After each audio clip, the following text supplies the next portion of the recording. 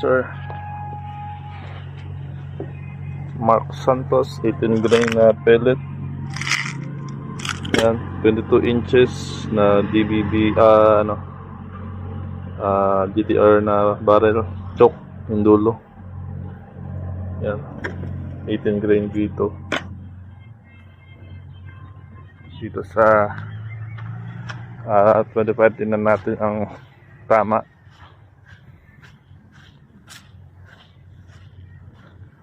Magtitira tayo ulit para at least walang ito yung pag indexing kanina.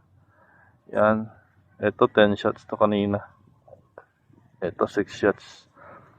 So ang gagawin natin, titira tayo dito siguro sa taas. Yan, sa row na yan para fair. Wala akong i-cut para kahit na mahangin, pero testing natin. Balik tayo doon.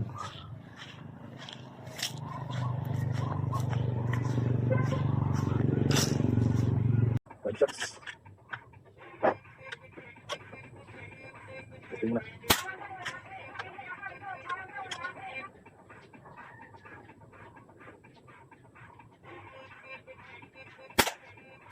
Hello.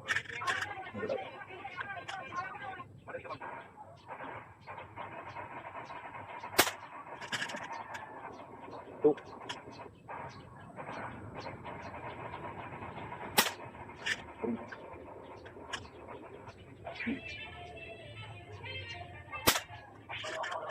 Four.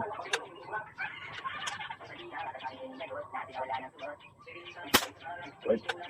Apa?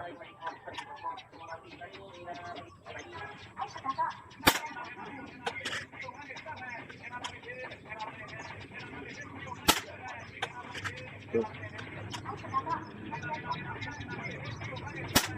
Three.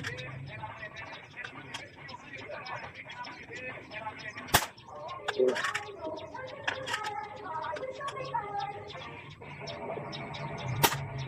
Five.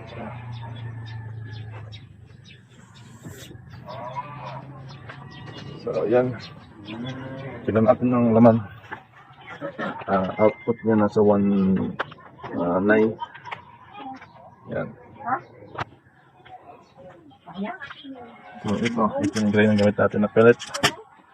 Yan. So naka-threaded siya na silencer. 0.38 ang tank.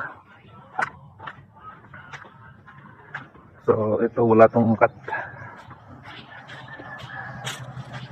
Hindi ako makapag-testing doon sa kabila kasi nagawa.